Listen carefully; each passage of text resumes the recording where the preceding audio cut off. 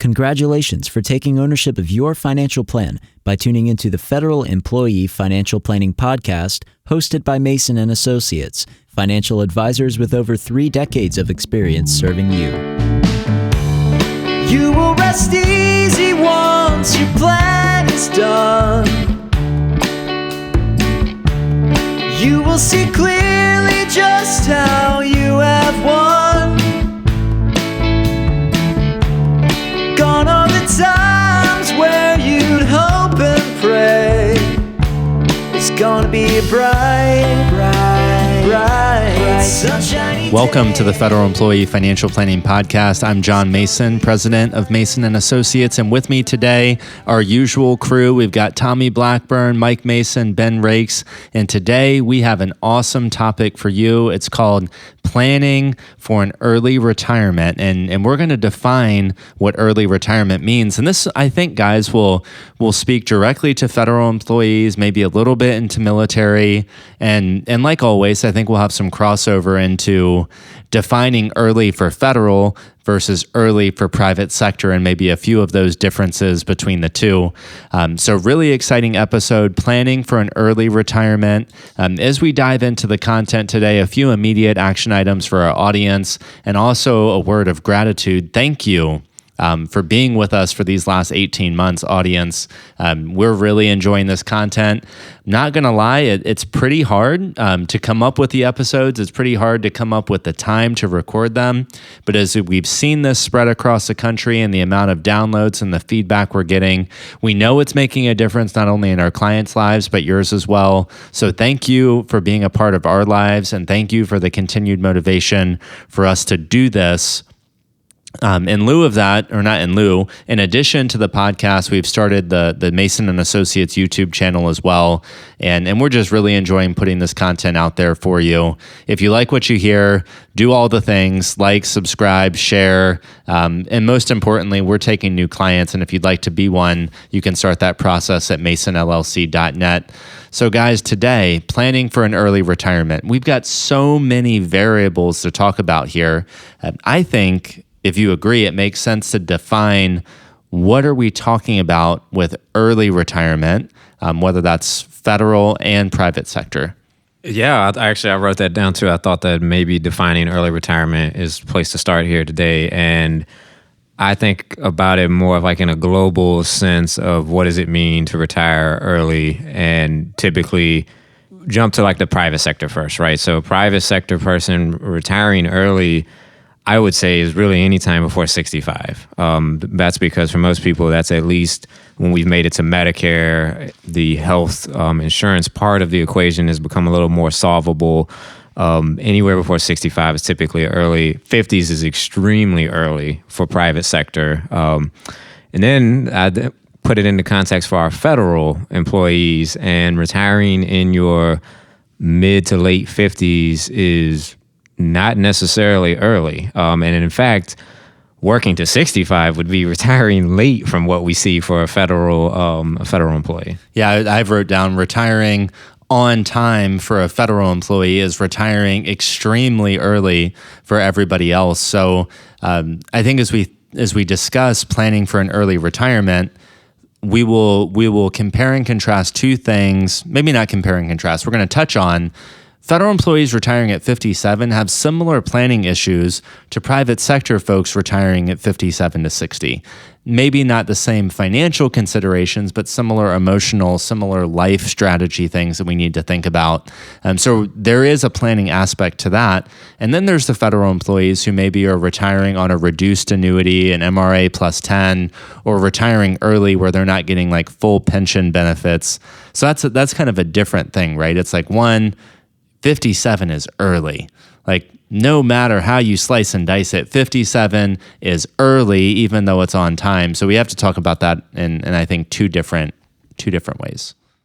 Yeah, I mean, private sector 57 is, you have to be independently wealthy or very fortunate. Maybe it's your second retirement. We did say private sector. Maybe you retired military and you've got that health insurance. But the biggest thing for folks like us is the health insurance. You know, it's $2,000 a month.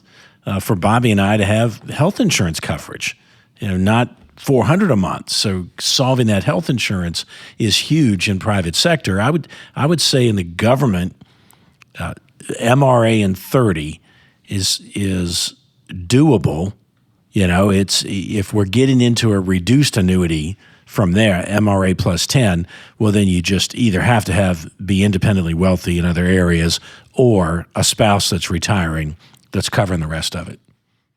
So where do we want to take this? Because I think we could go down a couple different paths. We can talk about like what are some emotional issues with retiring early? What are some financial planning and tax planning issues with retiring? Maybe we can just say pre-59 and a half or pre-60. We've touched a little bit on healthcare. And then we can also talk about like the reduced annuity aspect. So I think we can go a lot of directions here. Where do we want to take this thing? Perhaps we start with the emotional, just because we kind of came out of the gate with that, and then let's get into some of the more probably fun for us. It's all fun, but into the numbers. Okay, I like that. So if we think about, Ben, somebody who's spent a career working, whether that's federal or private sector, and they wake up today, they're 57, they had their retirement Armageddon moment, which is a YouTube video you should check out. They had their retirement Armageddon moment. They're ready to retire. What are some emotional considerations that we find people often overlook? Just like you have built up a plan to get you to retirement, that you have all of your ducks in a row, that you've been working with a financial advisor, that's honestly step one of the can I retire picture. You need to find out what you're going to do once you're retired. I think we've heard it around this table many times, I can only go and play 18 holes how many times per week?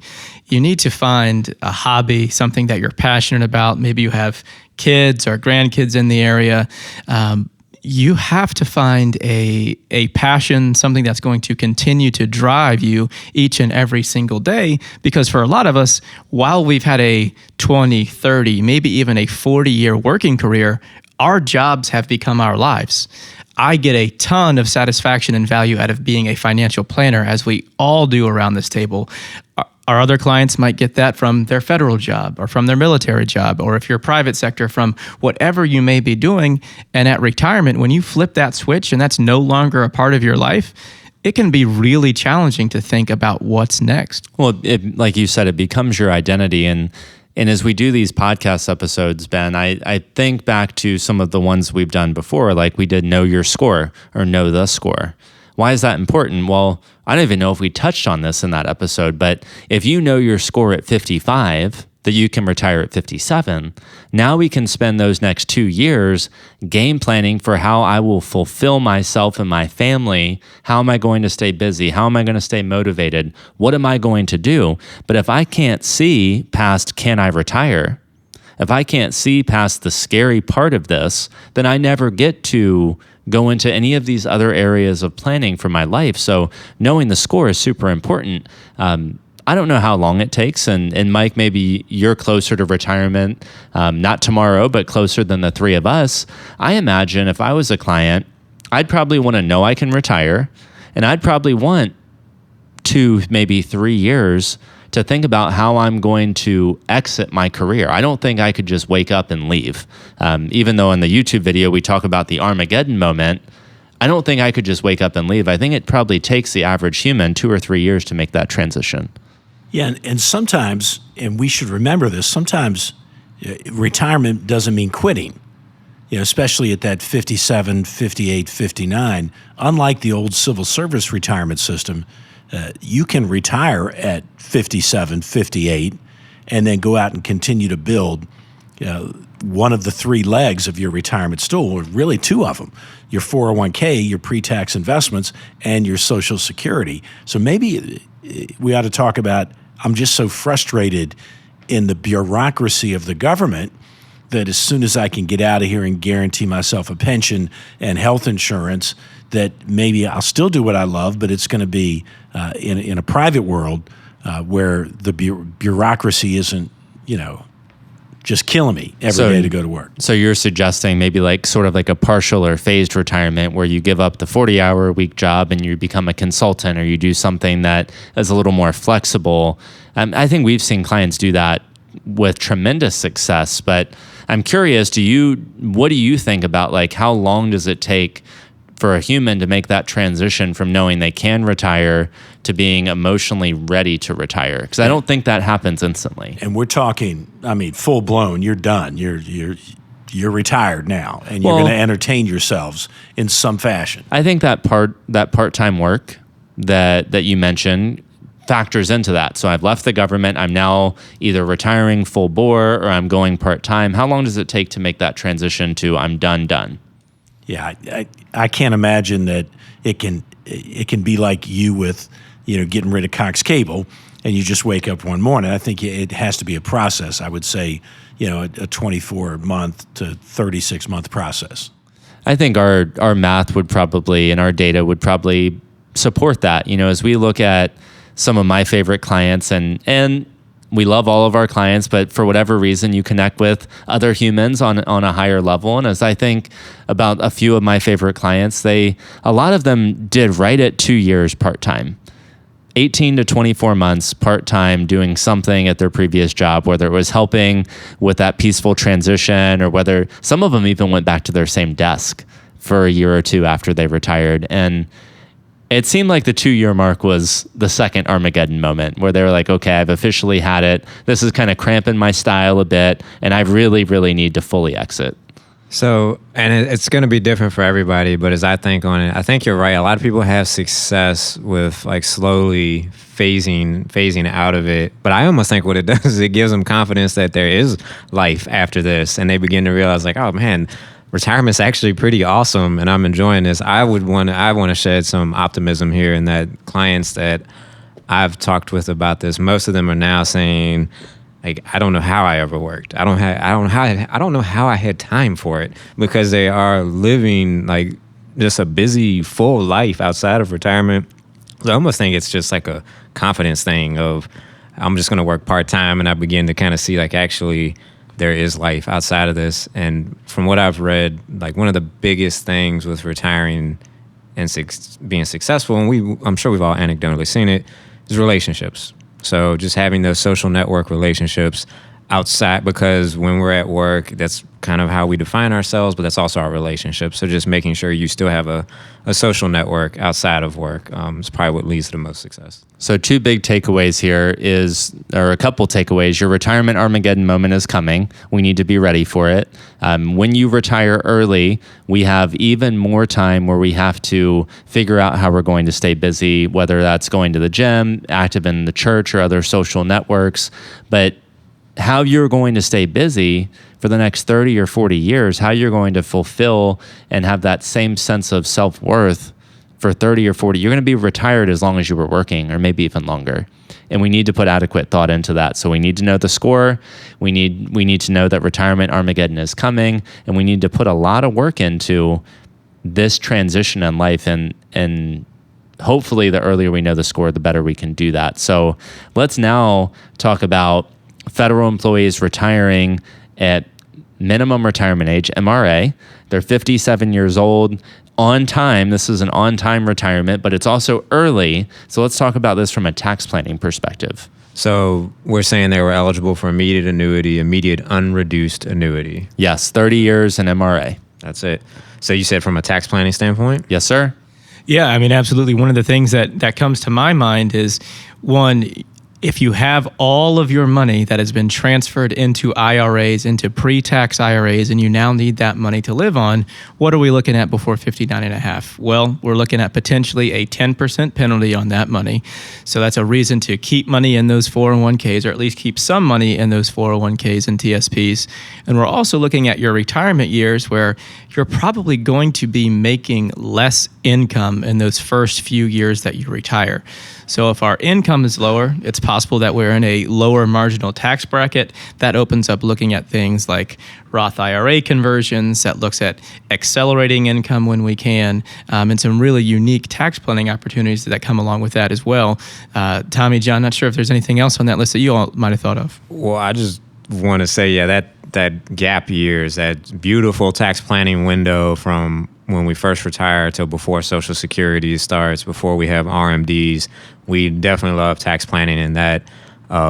Cause was thinking we could maybe go through like 55 and separated from service, mention some of that stuff. But Mike, it looks like you're ready to jump in here. Well, I mean, Ben hit it well. You know, we're first and foremost, if you're going to call it quits, not leaving federal government to work 7 years full-time private, you have to do a whole lot of work to make sure that at age 57, you know, you can do the right things, because you're going to spend about 7 years waiting, or 5 years waiting to get a cost of living adjustment, you know, on your FERS annuity. Let's not forget that you're going to have a FERS supplement, you know, with 30 years of service. That's going to be 75% of your age 62 Social Security. And even though we say we have a planning opportunity, 75% of that FERS annuity, that supplement, is fully taxable, where, you know, only 85% of Social Security is fully taxable. And then if you need withdrawals from that TSP to meet your number, then I don't know. You may not have a tax planning window. I don't know that the number is any different left of 62 or right of 62. Well, the number left of 62 is arguably worse because you have less control, right? Social Security at 62 is a decision that you get to make. Do I turn it on or do I not turn it on? FERS supplement's not a decision.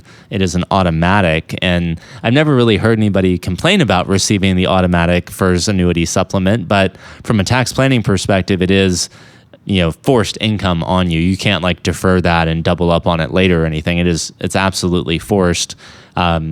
But you hit on this too, Tommy, and I don't want to lose it on the tax planning segment here, is the reason it's so important to keep money in TSP. There's a couple of reasons. And I know I'm doing all kinds of shout outs to the YouTube channel, but we have don't close your TSP, don't max your TSP.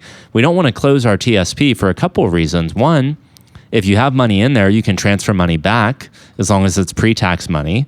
But number two is if you're retired at 55 or older, different rules for law enforcement, but penalty-free withdrawals from TSP. Similar for private sector in a 401k, separated the year you turn 55, we avoid the 10% penalty on those distributions. And most people seem to be unaware of this. You know, most people seem to think 72T is mandatory, baby. Or 59 and a half, right? I can't take distributions from anything till I'm 59 and a half, and that's what we say. Well, if we're 55 and separated, we can take it from our 401k or TSP. And if we're law enforcement, it could be even earlier if we're, you know, FERS special under those provisions. So we want to think about that. That tax planning window, I guess what I'm thinking about is really age 70 Social Security coming in and required minimum distributions. And fortunately, I suppose, most of our clients that we work with, from what I see, is distributions are discretionary. So a lot of times if they did nothing, I think we all see this, right? It would have just compounded until we got to age 75, at which point we lose control. So if we have the discretionary control over the portfolio distributions, then it's a really nice tax planning window before you lose control. But if you're taking distributions to live off of, the math definitely changes as to whether Roth conversions and so forth make sense. And that takes us back to, again, most of our retirees 62 plus, they're not taking anything out of their TSP until RMD. Right. It's that window of, okay, I did it. Now, maybe we're forcing it out because we want to delay Social Security, but they could have taken Social Security at 62 and met their obligations without a withdrawal. It's just that 57, that 5 years earlier, yeah, there's a whole lot of extra planning that goes into that. You got to take a look. Can I jump in here real quick? Yeah, I was thinking about distributions. Yep. Yeah, so I know we're going to record a future episode on distributions, like ordering of distributions, safe withdrawal rates, and what have you. And this is not only applicable for federal, but it's even more applicable, guys, for private sector. And it's like, if you're planning on early retirement, and that's, we'll just define that as any time before 59 and a half, you need to have a war chest. Like, we probably need a little bit bigger savings account because we have a longer retirement life expectancy. We also need probably some money in non-qualified accounts, money that we can pull from an account that does not have a 10% penalty that we can access anytime for any reason. And then which no federal employee really has this, so this is a private sector, is those HSA, unused HSA balances, if you have stored receipts, that's an awesome way to facilitate a couple years of early retirement. Is if you've banked 30, 40, 50,000 in medical expenses, now all of a sudden we can extract that from an HSA, and maybe that's enough to bridge you until we can get to those penalty-free withdrawals. So that's more for our private sector folks, but not, or is applicable for federal employees as well, just not as often seen.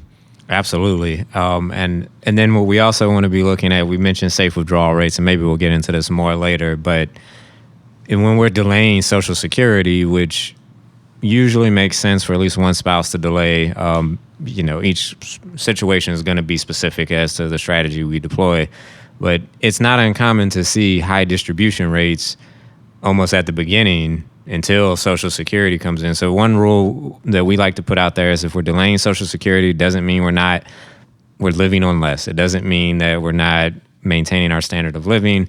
And the other is we pretty commonly see you may start out in an early retirement situation with 5-6%, maybe even a little higher. It gets a little uncomfortable there. Distribution rates from the portfolio because we're delaying Social Security. And that's okay. We wouldn't want to see that high of a rate over 30 years, but if we see it over a small gap in time, that's okay. And I would say to that, Tommy, that's probably one of the biggest issues with us having clients. And I know we're going to talk about COLAs and other things, but as I think about clients retiring at 57 and then knowing that delaying Social Security is probably the best bet for them, retiring at 57, immediately taking portfolio distributions and delaying Social Security, a little scary. That's a lot. It's really a lot. And we're living that. I mean, we've had 2 years now of flat or down stock market performance. And those clients who are 57, 58, 59, their financial plan still says they're good, and we know they are. But we may be singing a different tune when they're 62 and eligible for Social Security if the portfolio hasn't really held up as good as we would have thought it would during these first 5 to 6 years of retirement. It's nice to have flexibility in the decisions in our financial plan. And we also recorded an episode of Don't Let Perfect Get in the Way of Good Enough. And this may be one of the ones where you have to bob and weave sometimes and say, yeah, it'd be great for us to delay. But sometimes maybe the practical answer is for peace of mind or comfort, we're just going to turn it on and let's understand the ramifications. I wanted to mention just one other piece with this that I think is important because we had talked about healthcare. Obviously, FEHB is what our federal employees will have, especially if they're at MRA plus 30. If you are private sector, we talked about the ability to accelerate income and how great it is to get income out at earlier tax brackets. One thing that our federal employees don't have to worry about, if we accelerate income for someone who's in the private sector and do big Roth conversions, it's not only going to cost them taxes, it could potentially jack up their premiums for the Affordable Care Act. So you might look at a $100,000 Roth conversion that costs you $30,000 in taxes and $15,000 in extra healthcare premiums. I just want to drive home really how important this kind of planning window is, and how as federal employees, it's even, I think, a lot sweeter to have that window because of some things you don't have to worry about. Well, federal employee health benefits, I think, is, to your point, been widely known, or at least in this room, the second best benefit that our federal employees have is that federal employee health benefits, pension first, health benefits second. And to your point, private sector, you absolutely need those non-qualified accounts and those HSAs and those savings accounts, because we're dancing. We're doing the dance where we're trying to make you look somewhat broke so that you get somewhat cheap health insurance. But the second you're not somewhat broke, all of a sudden this health insurance isn't so affordable under the Affordable Care Act anymore. So it is a dance, and federal employee health benefits, magnificent. Retiring early, so 30 years in MRA or on time, you get federal health benefits for the rest of your life. And you pay the same premium that you were always paying. And this is often overlooked. A lot of federal employees don't realize it's the same cost. And I think it's because it changes from biweekly to monthly. They think they're paying more. Yeah, and the only thing, maybe it's after tax, right? And then we want to make sure we acknowledge LEO, law enforcement officers and FERS special, because many times you're forced to retire early. But again, you have a different factor. You've got 20 years in the Leo system under FERS. That's 34%. That's 1.7% a year. So that's a bigger number. And fortunately, as we're talking about health insurance for Leo, they also get a credit, for their health insurance premiums in retirement that normal federal retirees don't get. So you're talking about the tax deduction that they can take for health insurance premiums? That's what I was remembering. Yeah, tax deduction. I think it's $3,000, right, Tommy? Yeah, $3,000 the PSO, public safety officer deduction. Yep. So now maybe we can talk about, Mike, 'cause I think this is good transition, is federal employees under the FERS system. What are the rules to qualify for an immediate retirement? And then tell us a little bit about COLA and how somebody who retired before 62 may have been impacted by the last 2 years of, I'll just use the word, crazy high inflation or abnormally high inflation or just inflation. Maybe we've just never had any inflation my entire career in this business. Yeah, so the unreduced retirement is MRA and 30 years.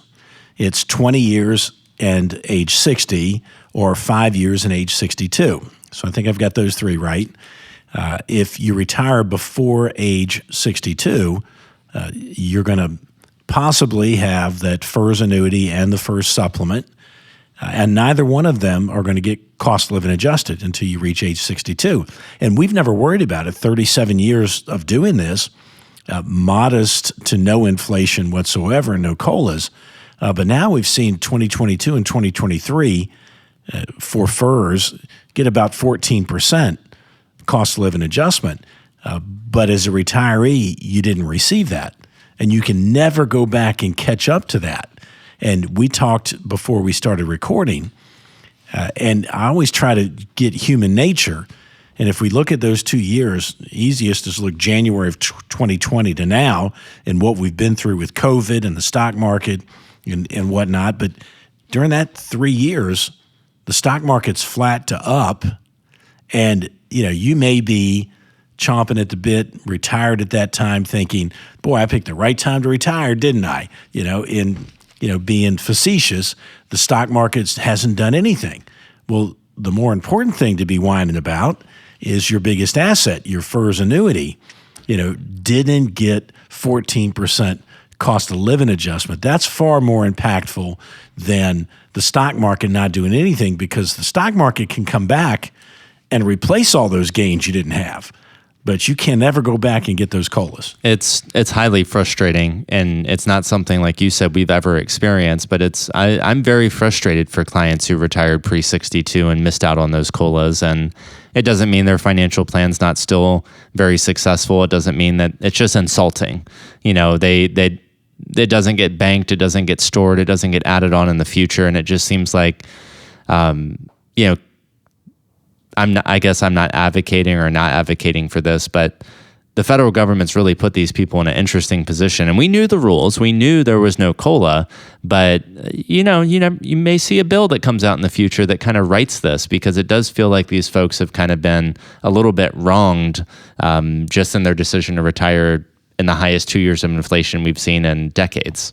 Yeah, so just to be the voice on the other side, you could have retired from Huntington Ingalls 10 years ago and had no COLA ever. A COLA and never will have a COLA. Well, I'm just saying, I wouldn't be surprised if something comes out to kind of right this. Not that they've been wronged, but it just feels rather unlucky. So we've talked about a lot of things here. I think maybe now we transition to early retirement planning for federal employees. And this would be people who do not qualify for an immediate unreduced retirement. So that would be somebody at MRA without 30 years or somebody at 60 without 20 years of service, and talk about some of those planning considerations. We only have a few minutes left in this episode. I'll also put out there just on the record that all the rules are different under VERAs and RIFs. So a voluntary early retirement authority or a RIF, a reduction in force, rules change, and we cannot plan for those on this episode. But if you do experience a VERA, a VSIP, or a RIF event, you absolutely want to give us a call or somebody like us to help you go through those planning considerations. So, Tommy, what happens I'm 57 years old. I've served the government for 25 years, and I've just had it. Either I want to retire, or I've got a good job somewhere else. What are the rules in that scenario?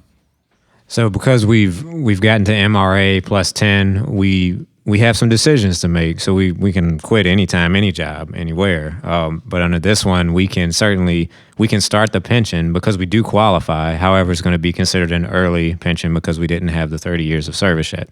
The rules on that is for every year before age 62, we're going to take a 5% cut. So that can be pretty substantial when we're talking about at 57 doing that now. So what is that? 25%.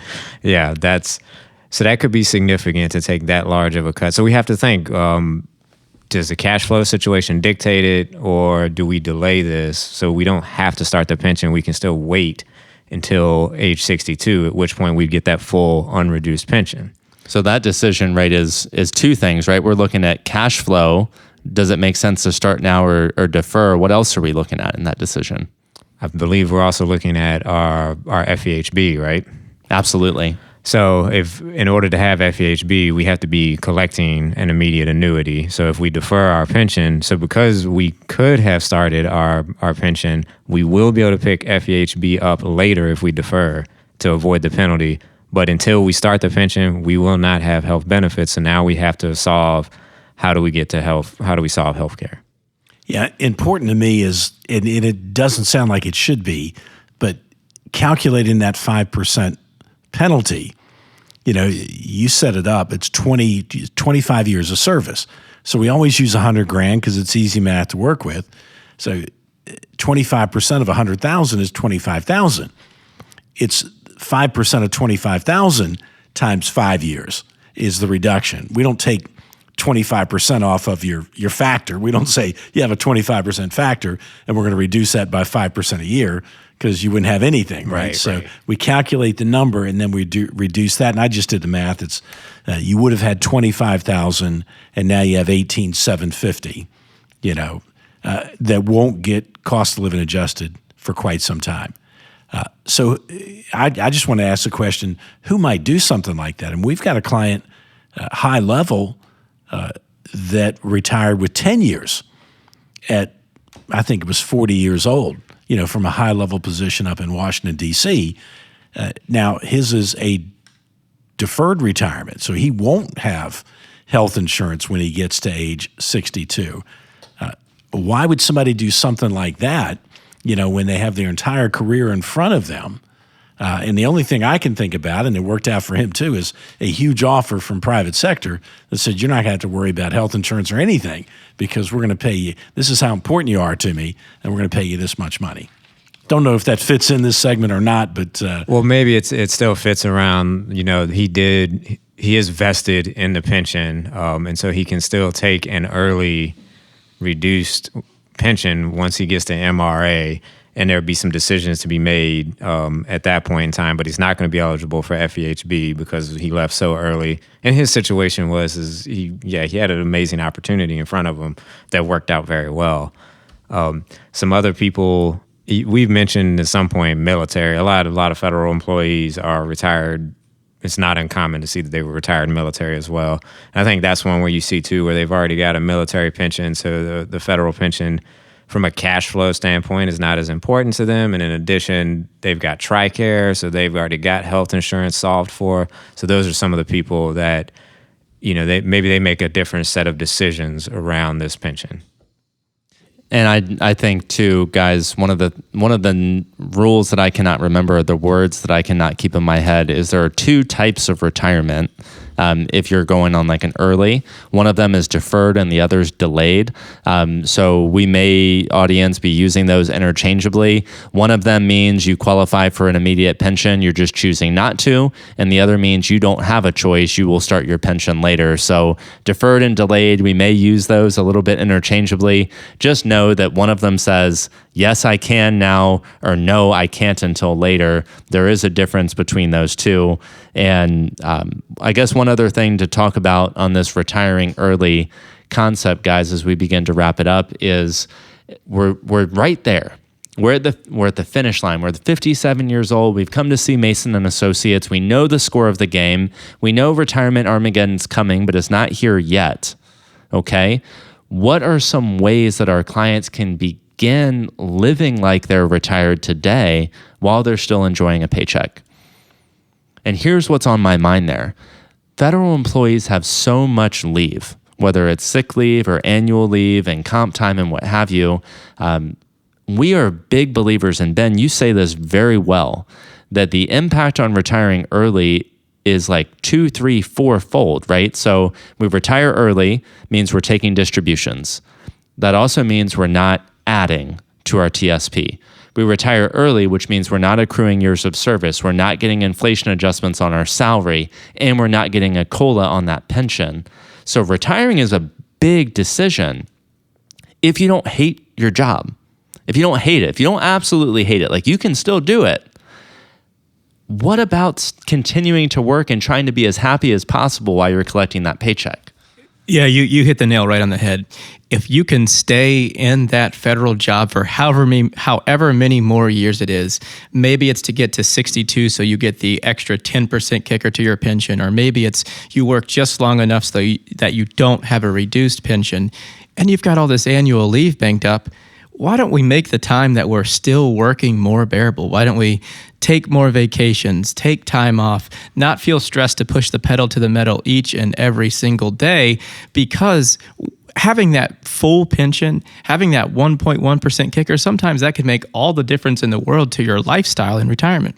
It is actually possible. Like we have this video, Don't Max Your TSP, that we caught a little bit of grief for, but like literally just doing your time, just doing the time. Like I could even paint, we all could, a picture of you saving $0 in TSP, burning through 100% of everything you make. And that's probably better for your financial plan than retiring early. So using your leave, using your comp time, not saving $1 into any investment ever again, but not having to take distributions and getting that higher high 3, just doing your time, you're winning so big. You're replacing, you're still working, right? If you retire, you've got like maybe 40% replacement, maybe 50 at age 57 in MRA without taking money out of TSP. You're young, you're 57 years old. If you could, how many vacations are 30 days in length? Not many of them. So if you took your big 2-week travels from 57 till 62 while you're making 100% of pay, even if that meant you didn't put anything into TSP. Now you're doing your 2-week cruise to Alaska, land, and you're spending the money that you're much more comfortable spending, and you're much healthier, typically 57 to 62, and doing those big trips then get them out of the way while you have full income. And even thinking about that, Mike, is where are we going to live in retirement? Maybe we're using some vacation time to explore the villages in Florida, or exploring Colorado Springs, or exploring Montana or Wyoming or wherever, trying to figure out where am I going to live once I actually pull the trigger and retire, and using your full paycheck and using your leave and using all of this to make a really educated and informed decision is so much more impactful. So we're not saying that federal employees and our clients need to work forever. We're just saying that understand there are some advantages to continue working past 57 if you still find fulfillment in your job in some way. And that could be staying with the feds, or it could be going private sector. Well, guys, I think what an awesome episode. Audience, I hope you've enjoyed this content. We hope you've enjoyed the content. Again, do all the things like subscribe, share, hit the bell notification, check us out on YouTube. Most importantly, continue to tune in every 2 weeks or twice a month as we release new content. We hope you feel educated, motivated, and empowered. And we hope that after 18 months of doing this, you're a better financial planner for yourself than you were beforehand. We're Mason & Associates, MasonLLC.net. You will rest easy once your plan is done. You will see clearly just how you have won. The topics discussed on this podcast represent our best understanding of federal benefits and are for informational and educational purposes only and should not be construed as investment, financial planning, or other professional advice. We encourage you to consult with the Office of Personnel Management and one or more professional advisors before taking any action based on the information presented.